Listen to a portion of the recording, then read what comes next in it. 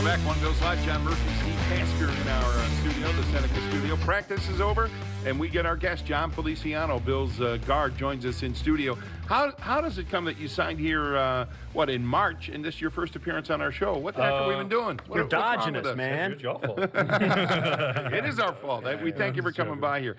Tell me about you spent the first 4 years of your career with Oakland, now here in Buffalo. How's that transition gone for you so far, Jon? It's been great, man. My family loves Buffalo. I love Buffalo. First 4 years was in Oakland. A lot different experience than here. Had a few good guys in front of me, 3 Pro Bowlers, and this season's been different being out there, and I've been loving it. You knew that when you came here, they were going to totally revamp the offensive line. They struggled last year. The only holdover is Dion. You knew you were going to have a real shot to play. And I was reading some of your bio, and Chris Brown did a nice article on you a couple months ago. That was really important to you. You want to get on the field. Yeah, man. It was hard for those 3 years, the last 3 years of sitting and watching. So going into free agency, I just wanted a place to be able to come in and try to compete and try to get the starting job. And as soon as Buffalo became an option, it kind of moved quickly. It was like, we're going to go to Buffalo. What did you like when you were kind of being recruited here? What made you think this could be the place? Just the blue-collar atmosphere. I knew I'd fit in with the people of Buffalo and the team we're trying to build here. And Bobby Johnson. I just knew that I would get a fair shot, and that's all I wanted. He was your coach in Oakland. He was the tight ends coach in Oakland. Spent 3 years with him, and him not being my coach kind of, I think, helped just to be able to. He's just when he's not your coach, he's just almost another guy. So I was able to build a friendship with him, and I mean, he used to help me out with goal line plays and get me in. So I always loved him for that. One of the strange dynamics, and I talked about it just for a minute. You were behind guys like Osemi, Kalichi Osemi, yep. and all these other Dave Jackson, guys. Rodney Hudson. Right. Yep. So you had some guys in front of you. Explain the dynamic. You wanted to get on the field in the worst way. Those guys were playing, but it doesn't mean you couldn't become friends with those. You know what I mean? The strange dynamic where you love to have their job, but you still love and respect the guys anyway. Yeah, it was definitely so my first year, Gabe and Rodney were there. They were my vets, and I mean, I just went to them and tried to absorb everything I could, and then ended up starting, I think, 3 games the last 3 games of my rookie year, and it was more when they signed Kelechi. It was harder for me to let that go, but when we went through OTAs and I met Kelechi and man, I'm realistic. Kelechi's a freaking beast. Right.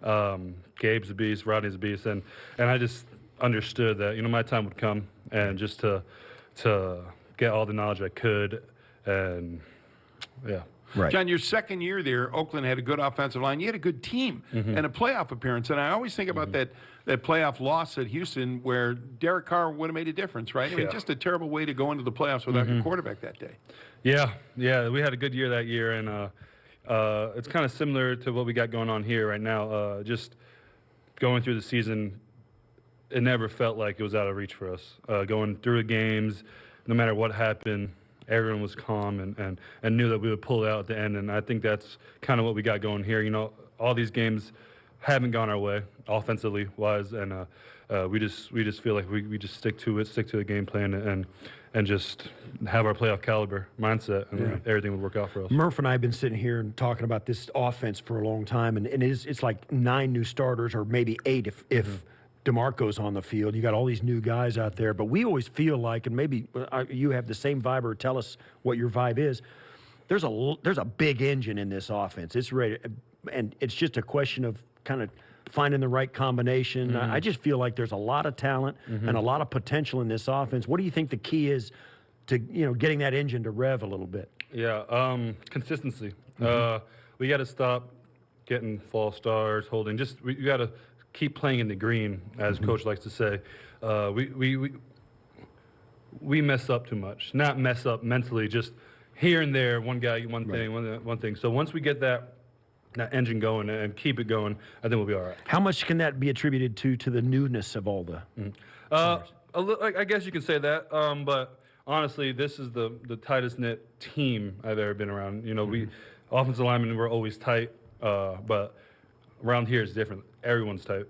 With Jon Feliciano, Bills guard, it's funny. You were kind of plugged into the starting unit at training camp. We're down there during the show, and everybody we talked to at camp, even early into the season, whether it was McDermott, Brandon Beane, your teammates, Mitch Morse, we'd say, "Tell us about Jon Feliciano." First word out of their mouth: tough. Tough. Everybody said it. Remember, we were kind of laughing about it. Why do you think they say that? And what have you done to kind of encourage that aura around you that people think of you as tough, number one? Yeah. I mean, I just play a certain way, and I mean, I don't think about it. I'm not trying to. It's not a conscious decision. It's just what I do.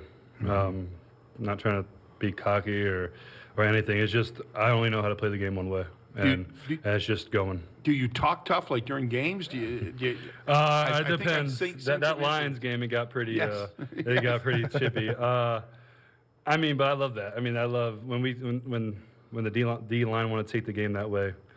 That's right in my alley. Yeah, you got to be ready. Yeah. Good stuff. And this O-line, you know, it's funny. It was kind of because of injuries. It was in a state of flux, but you've been kind of the mainstay, right? You have been there at guard all 5 games so far. Maybe, you know, stuff happening around you, and you're still there. It's lined up at right guard. Yeah, that wasn't like that the first 4 years. So Yeah. trying to do everything in my power to keep on keeping on. Last question from me. I got in the Tennessee game before the bye. You guys were finishing up. All of a sudden, Mitch goes down, and so does Cody. And you got 2 other. You move into center. You got a whole new right side. You're at center. Spencer's at right guard, and then Batesy out at right tackle. A rookie free agent you traded for hadn't been there. All of a sudden, and then you go out in the 4-minute offense. You got to close that thing out. Well, that's a pretty special moment right then when you get 3 guys playing different positions than when the game started, and you close it out with a running game in the last 4:22 left, and it's like, let's go, let's get it, close the door, and you did it. That's big. Yeah, it's credit to Bean and Sean. I mean, they went out and traded for a undrafted rookie. Yeah. I've never seen that before. Yeah. And thank God we had him because he went out there and performed. And I mean, Spence is a proven guy, playing for the Redskins and the Jets. So he came in, and it's just a credit to the guys that you know, they were ready, and we needed them. Yeah. Last question for me, John. And you know, just started looking at Dolphins video last night. It's hard to find a lot of good things about their start so far, but their rookie first rounder, 13th overall, I think, Christian Wilkins, looks like a pretty good player. I wonder, you'll probably see some of him, if not a lot of him, on Sunday. Yeah, I mean, when you really sit down and look at them as a team, you know, it's easy for outside people to see their record and not understand. I mean, they play real hard. Every game except the first game, they've been in it at halftime, like a close game. So we really have our work cut out for us, and we're gonna have to bring our A game because they're gonna come and they want to get their first win, and they just play hard. They play hard for their team. Well, I'm glad you're on the team. I'm glad we finally got you on the show, bro. You can't dodge us anymore. Right? Bring me back. I'm It was coming pretty back. pain-free, right? It wasn't that bad. All right, okay. It wasn't that bad. That's great. Thanks, John. man. Good luck. All right, thank you. Jon Feliciano, Bills offensive lineman. Steve and I coming back. One Bills Live, presented by Colada Health from the Seneca Studio in Orchard Park. This is Buffalo Bills Radio.